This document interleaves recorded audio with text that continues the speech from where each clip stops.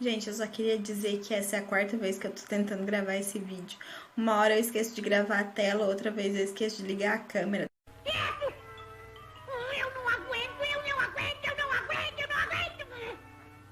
Tá um negócio maravilhoso. São 10h43 da noite, cara. Eu tô com bastante sono. Mas tudo bem.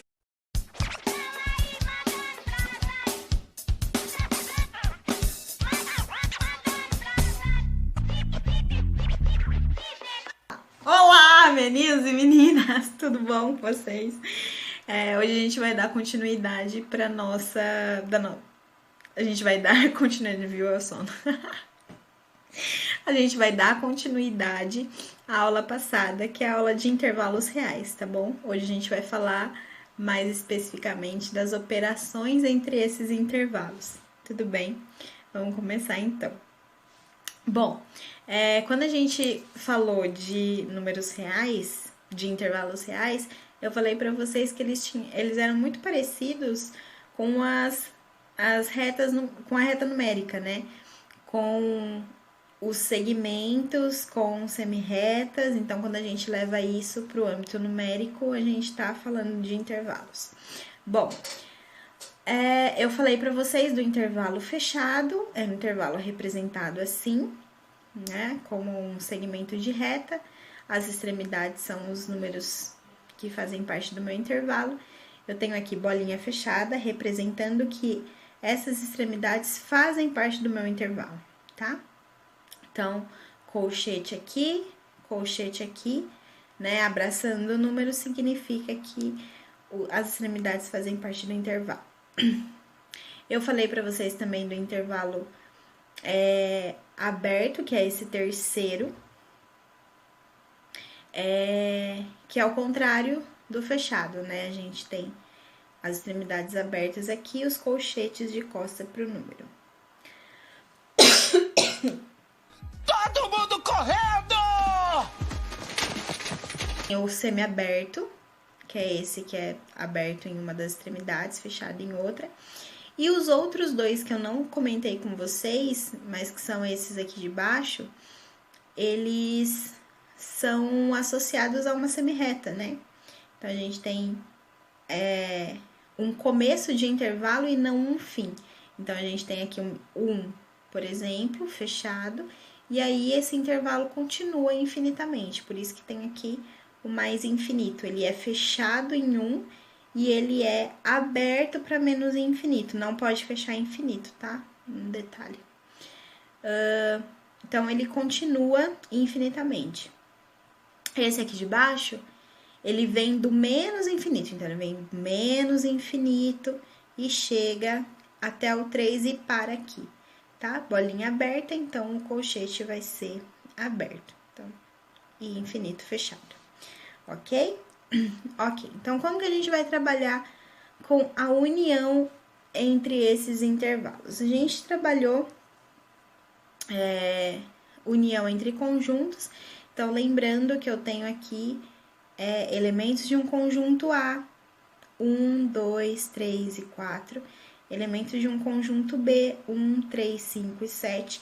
Quando a gente une esses dois conjuntos, todos os elementos vão parar em um conjunto só. Então, A união com B é o conjunto formado pelos elementos 1, 2, 3, 4, 5, 6 e 7.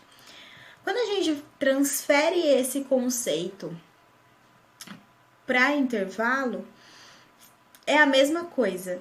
A diferença é que agora a gente está trabalhando com espaços infinitos, tá? Então, como que a gente vai fazer? Qual é o passo a passo para a gente resolver a união entre dois intervalos? De primeiro, eu vou colocar aqui uma reta que a gente vai chamar de reta resultado, tá? Ou solução. Nessa reta, eu vou colocar todas as extremidades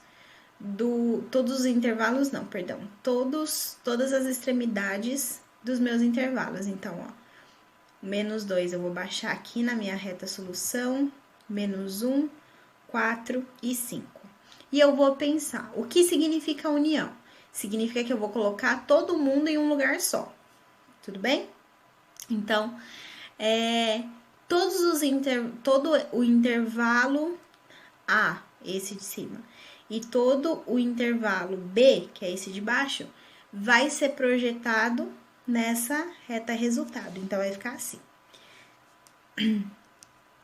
Todos os números do menos 2 ao 5 fazem parte de uma dessas duas retas. Então, eles fazem parte da união também.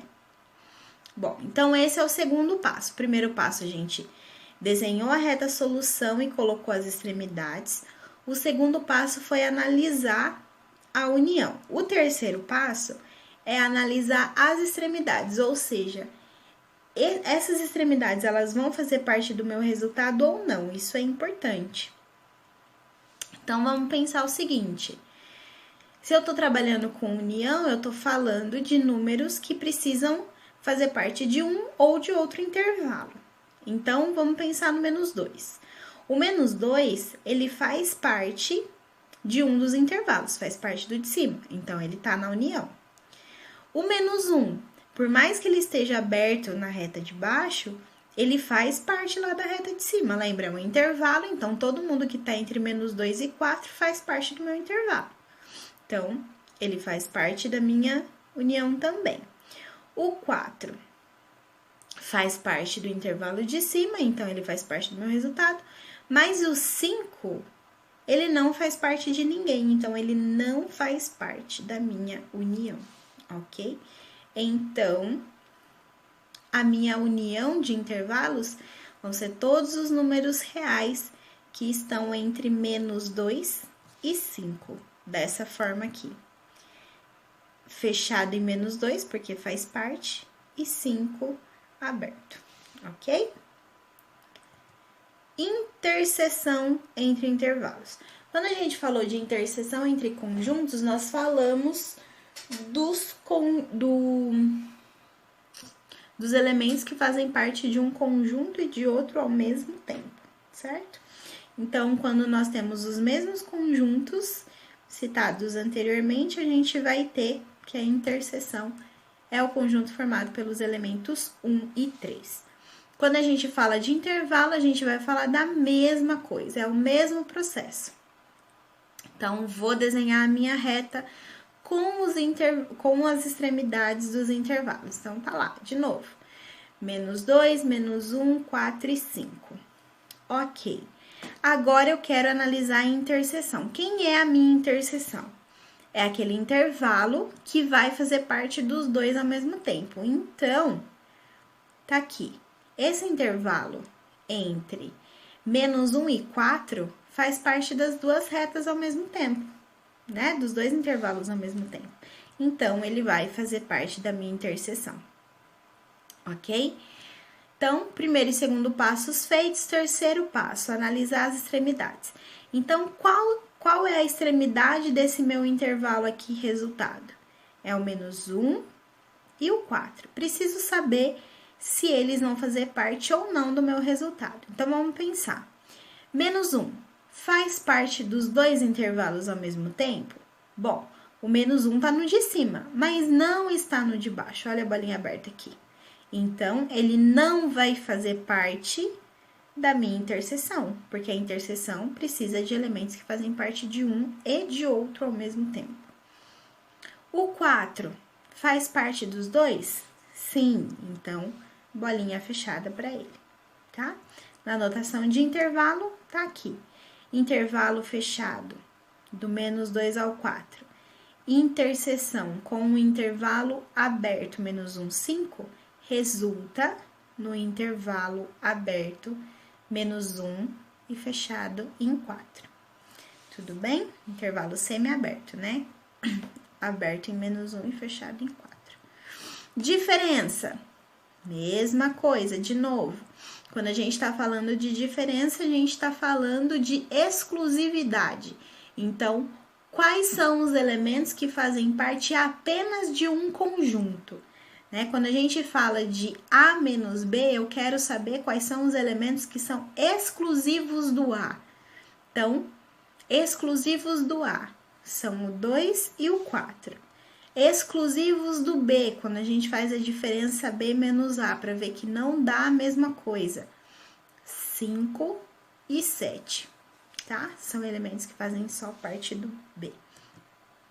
Nos intervalos, a mesmíssima coisa.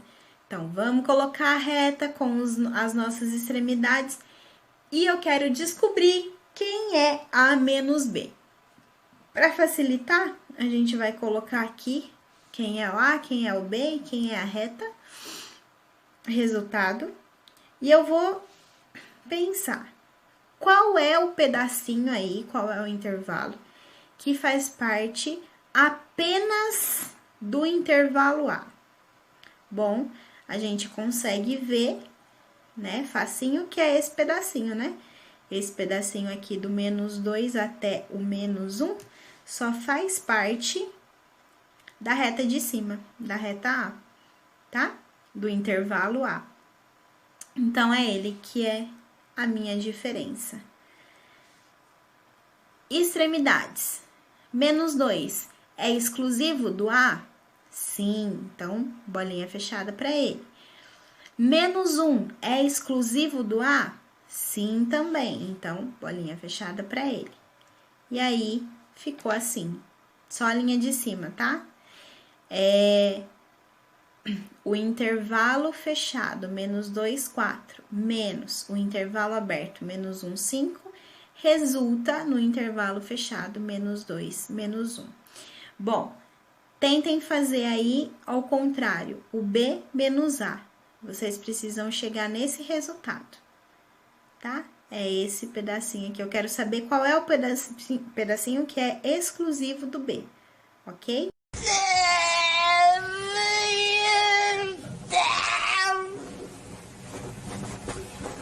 Mais ou menos. E para terminar, exercício. No exercício 7 da lista que eu deixei para vocês no Drive, tem essa situação aqui. A gente tem 2 intervalos, um fechado do 3 ao 7 e um aberto do 4 ao 9. E ele dá várias proposições aqui, né? Pra gente saber se é verdadeiro ou falso, e é para assinalar a alternativa, cujas alternativas são... Aqui contém a quantidade de alternativas verdadeiras, beleza? O que vocês vão fazer é tentar resolver e entrar lá no mural para tirar dúvida comigo, beleza?